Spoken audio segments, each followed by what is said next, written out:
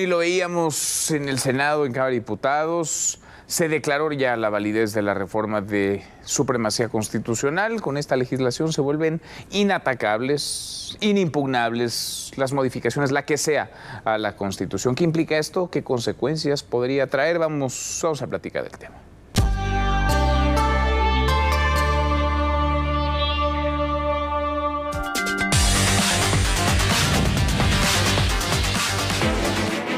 Cada día encarnan más esas formas y esa forma de tratar de bombardear al Poder Judicial. Eso pasó en Alemania, igualito. Cada día son ustedes más parecidos a los nazis. Se han dedicado la última semana a mentirle al pueblo y a decirle que esta es una reforma de supremacía constitucional. Esto es falso, es de supremacía de Morena sobre la Constitución. Recordemos que la evolución histórica de este tema derivó del hecho de que nuestra Constitución vigente desde 1917 es reformable. Ustedes no van a gobernar para siempre. Y esta Constitución mutilada que le están heredando a las futuras generaciones será su propio verdugo. O sea, parece como que es una ofensa. Supremacía constitucional. ¿Cuál novedad hay en eso? Y la velocidad, además, que le metieron a esto, muy rápido caminó en el Senado, muy rápido en diputados, y ni se diga en los congresos estatales. Parecían competencias en cosa de horas, lo veíamos, 16 horas, 20 congresos ya habían, sin, por supuesto, leer, mucho menos analizar ni discutir, ya habían aprobado esta reforma. Luis Miguel González. Luis Miguel, ¿cómo estás? Encantado de estar acá. Muy buenas noches. Rogelio. Buenas noches, un gusto. ¿Cómo estás? Muy buenas noches. Alicia Salgado. Alicia, ¿cómo estás? Muy buenas noches. Muy buenas noches. Qué velocidad, ¿no, Rogelio? Sí. Para sacar esto en fast track. Pues fue en horas. Fue en efecto así. La cantaron hace un momento apenas. Esto es, cantar es que la declaran que ha cumplido con el 135. La mayoría de las 2/3 partes en el caso de las cámaras, las 23 legislaturas que la aprobaron, y hoy la Cámara de Diputados la hace el cómputo y la de senadores hace el cómputo y la canta. Esto es, se ordena que se publique, y ahí anuncia el senador presidente de la mesa directiva que va a mandar a la Suprema Corte una petición de que se sobresea la acción de inconstitucionalidad que está para discutirse el próximo martes. O sea, esto tenía un propósito muy específico. Absolutamente. Tenía como propósito que las acciones de inconstitucionalidad que el ministro Alcántara Carrancá ha dado a conocer el proyecto, a distribuir el proyecto, que no se puedan conocer, porque la reforma, para efectos un poco de recordarlo, es modificar el artículo 105, que establece las acciones de inconstitucionalidad y las controversias, y le agrega un quinto párrafo para decir que no serán estas vías para atacar la reforma de la Constitución. No se puede atacar la constitucionalidad de la Constitución. Y de paso, el amparo, el 107, en la primera fracción, agrega que el amparo tampoco será una vía. Y un artículo segundo transitorio que dice que las que se encuentren en trámite, que las que se hayan presentado antes de esta, quedan sin efecto, con lo que queda un debate que ahorita seguramente lo vamos a abrir, etcétera, es que vamos a tener en cuenta o no la retroactividad de la norma. Esto es porque el artículo 14 constitucional establece la no retroactividad de ley, pero es un tecnicismo. ¿La Constitución es ley o es una Constitución per se? Entonces es un debate que va a darse y a ver el martes qué sucede. Pues qué traje a la medida, ¿no? Se confeccionaron. Supremacía constitucional. Como dices, ¿cuánto tiempo se tardaron? 16 horas. 16 horas en 2 cámaras. ¿No? Bueno, y hubo congresos en donde... En 24 horas, 23 cámaras. Ni lo leyeron. Minutos. Ni lo leyeron. Pues no. O sea, llegó la Constitución. Es que no tienen ni siquiera que leer, pero ¿para qué nos sirven legisladores que ni siquiera leen lo que votan? Al final de cuentas, de alguna manera también es cierto que la Constitución ha tenido tantas reformas como increíbles, ¿no? Resultados. Muchas veces ha sido reformado. Yo no sé qué artículos han sido más reformados, pero creo que muy pocas veces se había intentado tocar el primero y tampoco los dos artículos que fueron reformados. El 105 y el 107. El 105 y el 107. Ahora, y ninguna nada más déjenme salir de esa duda. Nunca una tan rápido como esta, ¿no? No, jamás. O sea, nunca una reforma constitucional. No, bueno, rápido, sí, no, cuando Santos, ¿no? Con esta celeridad no recuerdo una reforma. Nunca. No. En horas. Estoy pensando en las 700 y tantas reformas que ha tenido la Constitución, 740 y tantas Bueno, en reformas. algún momento en la época de Álvaro Obregón, cuando estaban los militares todavía cuestionándose, hubo dos reformas a esos artículos. Los libros de Tena Ramírez. Estás hablando de un momento en el que México pasaba de las armas a la institucionalidad. No, yo estuve revisando toda la tarde y no encontré un solo caso en donde se apruebe algo tan además, horas. No solamente lo rápido, lo relevante de esto. Sí. Porque esto vuelve inatacable, inimpugnable todo. Y con esa relevancia, de un plumazo, adiós, en horas. Me gustaría poner en perspectiva lo que hemos vivido en este último trimestre. Se decía, no se preocupen por lo rápido que está haciendo la reforma al Poder Judicial, me refiero en septiembre, porque decían, muchas de sus preocupaciones van a quedar resueltas cuando venga la secundaria. Espérense, había un poco esta expectativa. Y los ingenuos lo creyeron. Había esta expectativa de que del 1 de octubre en adelante, no solo que las cosas iban a ser diferentes, sino que íbamos a pasar del fast food a el slow food, que íbamos a tener más serenidad, más tiempo para ver las cosas, para saber a qué sabían los cambios. No hemos bajado la velocidad prácticamente desde finales de agosto. O sea, llevamos un par de meses y medio, 3 meses, donde todo es muy rápido.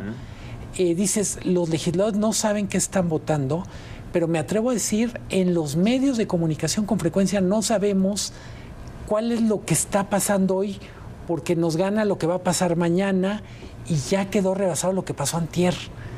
Estamos viendo tiempos inéditos en la velocidad de cambios de esta magnitud. No son cambios pequeños, pero tampoco podemos explicar a profundidad, porque la noticia de ayer ya se volvió viejísima. Por esta intensidad no es sostenible, ¿no? No creo que sea sostenible, pero... pensaba eso a fines de septiembre. Va un mes del gobierno de Claudia Sheinbaum. Mira, viene una que es demasiado importante desde mi punto de vista, ¿no? Pero muy probablemente ni siquiera la veamos discutirse o simplemente pasar el proceso y puede ser votado, que es una de las grandes preocupaciones del sistema económico en general, y es la ley del presupuesto y cuenta pública. Digo, la carátula económica la tienen que presentar el día 15 de noviembre el secretario de Hacienda, y al final de cuentas creo que apenas hoy se instaló la Comisión de Hacienda y Crédito Público, hasta hoy, y ellos todavía no han sido ratificados, pero no hay preocupación porque van a pasar. ¿Hasta hoy se instaló la comisión? Sí, hasta hoy, fíjate. ¿Y ya se aprobaron cuántas reformas a la Constitución? Bueno, y ahí hay una alerta. El secretario de la Comisión de Presupuestos es Cuauhtémoc Blanco, para que veamos que el secretario de la Comisión de Presupuestos, Cámara de Diputados, es Cuauhtémoc Blanco. Nomás para ver. ¿Está acusado de abuso sexual? No, yo digo que le hagan prueba de comprensión de lectura. Yo no quiero que sea santo. Pero ¿quién es la presidenta? Pues también. ¿Quién la preside? Diputada de Jalisco es Gómez, ¿no? ¿De Morena? Ajá. No, MC. De MC. No, es de Morena. Es diputada de Morena, ahorita me acuerdo su nombre. Es Mónica Gómez. La verdad es que no sabe nada de presupuesto. El que va a ser el mejor coordinador va a ser el coordinador Ramírez Cuellar. O sea, él es el que está discutiendo. Pero volvemos a lo el tema mismo. Es necesario que sepan, es necesario que tengan algún tipo de conocimiento, de expertise, o les van a presentar lo que hay que sacar y lo van a sacar. Pero yo insistiría, es importante darle a las cosas el ritmo para que ocurran. Pero fíjate, no hay manera. Y el conocimiento, ¿no? Sí. No hay manera de tratar las leyes, los cambios de este tamaño, como si estuviéramos en una tienda de hamburguesas. Pero fíjate, Luis Miguel, que Hablabas, y yo coincido, que los tiempos están siendo muy rápidos, demasiado rápidos, pero no en la Corte. No, la Corte no, va en la Suprema Corte de Justicia. Hasta la próxima semana. Hasta la próxima semana. Habían anunciado que iban a discutir el proyecto del ministro hoy martes. Sí. Hoy no estaría vigente la reforma. Hoy jueves. Perdón, hoy jueves, perdón. Sí. Hoy no estaría vigente. Es que ya no sabemos ni en qué día vamos. Claro. Y hoy podrían haber no tenido ese inconveniente de lo que llamamos los abogados sobreseimiento, que es una causa que viene una vez que se ha iniciado un trámite de un expediente. Hoy lo que está en juego es que se pueda sobreseer el próximo martes y ni siquiera puedan entrar al análisis. Pero es que la Corte tuvo, desde el día 15 que se publica, la Corte tuvo desde que estaban los previos y decide primero tomar acciones como, por ejemplo, las renuncias, no participar, y además nombran el comité. Hoy nombran, porque era el último día, entonces hay una serie de pues, erráticas y no hay prisa. Porque además dicen que el martes iniciarán la discusión y quizá el jueves la terminen. Y si terminaran diciendo, que es inconstitucional, entonces sí vendría la famosa crisis constitucional. Porque entonces el tema es que nadie obedece a nadie. Pero parecería, escuchando Rogelio, que la Corte juega a chocar en cámara lenta. O sea, que si el choque se dé como a 10 por hora, para que más... Para que no sea tan fuerte el impacto, aunque en realidad ya se los llevaron de corbata. Más que un proyecto jurídico, parecía una suerte de propuesta de pacto, en donde políticamente cedían las cabezas que son los ministros, las ministras, y dejaban al tribunal, estaban estorbando además, ¿no? y le dejaban a salvo como una suerte de heroísmo a las magistradas y magistrados y jueces. Esta medida está a destiempo y no es jurídica y no le tocaba a la Corte hacerlo. Entonces, si bien está extraordinario el lenguaje, lo hemos ponderado. Sí, quizá esto si hubiera llegado hace 3 meses, podría haber sido sujeto a discusión. Sí. A estas alturas del partido. Estaba López Obrador, tampoco hubiera sido sujeto a discusión. Pero no es sujeto a discusión, ni estando a él, ni hoy. Digo, finalmente, la Constitución es reformable, sí, eso no es ninguna novedad en México. Pero las condiciones en que se reforma de esta forma la Constitución, en donde cualquier acto que logre la mayoría, con la mayoría que se conformó en la elección pasada y con la mayoría que apoyó el INE interpretando o el Tribunal Electoral interpretando la legislación pasada y que hoy seguimos teniendo presentes, es el gran tema. O sea, tú tienes una mayoría legislativa que hoy en la mañana, hace un rato, veíamos aquí cuando lo estabas diciendo, Adán Augusto, diciendo vamos a tener seguramente 2 votos más, ¿no? Entró Cintia López Castro y ahora vamos a 89 senadores. No es un tema de cinismo, es un tema de compra de votos y conciencia. Eso no es respetar al voto popular. Es la facilidad con la que tienes tránsfugas de una cámara a la otra, la increíble capacidad de desconocimiento de los asuntos que están votando. No es inclusive contrario a... O sea, hay cosas que están votando que ellos mismos se dan cuenta que no tienen pies ni cabeza. Hoy votaron votaron la reforma constitucional en materia de vivienda y de pronto una morenista dijo, caramba, creo que dejamos afuera a todo el sector popular. El tema es echarle la bolsa a la mano al Infonavit, ¿no? ¿Qué es eso? Pues sí, es el desaseo, es legislar sobre las rodillas, hacerlo al vapor. Pero a ver, yo reconozco que hicieron una cosa importante al decir, oigan, hay que considerar más en serio todo lo que tiene que ver con el voto popular. El problema para mí con mucho de lo que estamos viviendo es el voto popular queda cubriendo absolutamente todo, sustituyendo incluso el saber técnico. Yo digo, tú no le puedes pedir a un doctor en Derecho que te diga, ¿y cuántos votos tienes? ¿Qué capacidad de movilización tienes para que te conviertas en juez? Sí. O sea, ¿caes bien o caes mal? ¿Eres taquillero o no eres taquillero? ¿Me puedes o no me puedes operar? O sea, creo que bienvenido a las consultas, entender mejor todo este tema del voto, pero del otro lado, no a costa de ciertos conocimientos técnicos que van a ser necesarios. ¿Cómo encontrar un balance porque les va a hacer falta para operar el Poder Judicial una vez que los cambios estén. Pues sí, ahora ya esto de la división y separación de poderes ya es prácticamente un asunto del pasado, porque el judicial va, digamos, a un proceso electoral inédito. Y el legislativo, lo vemos, es un apéndice nada más del Ejecutivo. Sí, la división de poderes, por supuesto que será un trastorno. Habrá que esperar que se consolide. El Poder Judicial que en este momento tenemos, hay que decirlo también, no ejerció el poder. O sea, si hablamos de poderes, no ejerció el poder. Los poderes judiciales de ciertos países avanzados, como Estados Unidos, hay que poner el ejemplo, las cortes, independientemente de dónde provengan, ejercen el poder y son capaces de dejar sin efecto una decisión del Ejecutivo, una decisión de las cámaras, ¿no? El tema de México es que esto que quiere hacer ahora nunca lo hizo. Históricamente nunca fue capaz de corregir ese desvío político, teniendo facultades intrínsecas. O sea, no se requería tener juicio de amparo, acciones o controversias, se requería tener autoridad y la independencia. Entonces tenemos, por ejemplo, cuestiones inéditas y que no son, digamos, por supuesto, con buen precedente, cuando la Corte fue utilizada por los diversos esquemas presidenciales.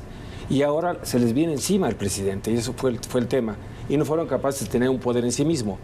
Entonces, el reto de la Corte que se integre y tenemos que apostarle a ello, que sean ministras y ministros que puedan, ojalá sean con conocimiento, eso sería lo deseable, amén del trámite del voto, pero que ejerzan el poder. Pero a ver, nada más para poner en perspectiva parte de lo que ya está decidido. Quien presida la Suprema Corte va a ser el ministro o la ministra que consiga más votos en el proceso de selección de No el más apto, ni el de mejor perfil, ni el de trayectoria más loable. Literalmente vamos a sacar a la calle a buscar votos, porque dependiendo de quién gane votos, lo voy a poner con nombres. Si en este momento la señora Batres, la señora Esquivel y la señora Loretta salieran a competir, la lleva de calle la señora Batres para ser la próxima presidenta de la Corte, porque es la que tiene más capacidad de conseguir votos. Eso es lo que está en la ley, en la nueva ley del Poder Judicial. Es eterna, ¿no? Y además al ver los 9 votos de los ministros que quedarían, ¿no? Y ves ahorita cómo quedó integrada la comisión, fue una sorpresa para muchos que la misma presidenta pusiera sobre la mesa sus 2 nombres, que es el que era el abogado del presidente López Obrador en términos personales, Quijano, y Arturo Saldívar, ¿no? Dices, ellos van a ser los encargados de seleccionar, de ver si los que se inscriben tienen y cumplen con las características, y van a fijar sus propias reglas. Nadie conoce esas reglas, pero van a ser de la misma naturaleza como para que tú puedas suponer que no vas a tener una selección de ministros, de magistrados y de jueces con características iguales a las de Lenia Batres. Lenia es una mujer extraordinariamente capaz, se ha preparado muy bien, pero no deja de tener una preferencia política. Y el Poder Judicial en todo el mundo debe tener una capacidad de neutralidad política. Es uno de los principios básicos del equilibrio judicial. Y no solamente es a la hora de dirimir conflictos político-electorales, es a la hora de dirimir conflictos de espacio. O sea, ¿te has fijado cuántos casos, no fiscales, sino de conflicto de límites hay inscritos en la Corte por acciones de inconstitucional entre los estados y los municipios de este país? Todos los días llega uno. Controversias constitucionales. Sí. Todos los días llega uno. Ahora está... O sea, esos son temas de carácter político muy fuertes. Sin Cuando duda. estás luchando por el agua, si a mí me toca la roca de este lado o me toca la roca de aquel, si estás buscando una vía de comunicación, ¿de qué manera la vas a politizar de esa forma? Sin duda. Ahora, el tema de la supremacía, a ver, esta que se vota, que se aprueba, ¿cuál es el riesgo? ¿Cuál es el mayor peligro? Porque esto ya se va a publicar seguramente el Diario Oficial de la Federación. ¿Qué le implica? Yo creo que en realidad el riesgo que existe es que se está demostrando que cualquier cosa se puede llevar a la Constitución y que los jueces no son intérpretes. O que así viole algún derecho que esté en la propia Constitución. Así viole un derecho, porque el tema ahora es que si algo no está, digamos, razonablemente zanjado, hay que subirlo a la Constitución. Para mí fue un exceso de rudeza, hablando en términos de fútbol americano, el que hayamos constitucionalizado, el que no hay medios para controlar la reformabilidad de la Constitución. Eso le tocaba al intérprete constitucional y le debe tocar en lo futuro al intérprete constitucional. El riesgo es que entonces, si la retroactividad es un problema al artículo 14, la próxima semana tengamos entonces una reforma del artículo 14 para decir que ya la retroactividad no aplica. Entonces, el riesgo es que todo se suba a la Constitución y entonces se vuelva un gobierno realmente autócrata en el sentido de que no tenga un contrapeso en un poder judicial que fue ausente. Saca por un momento al gobierno de la ecuación y es el riesgo de una Suprema Corte que sea incompetente es que no va a ser capaz de resolver conflictos importantes. Pues sí. O los va a resolver mal. Por incompetencia, ya no digamos mala fe. Sí. Miguel, gracias, Rogelio. Muchas gracias, Alicia, gracias. El impulso del Pásela muy Estado. bien.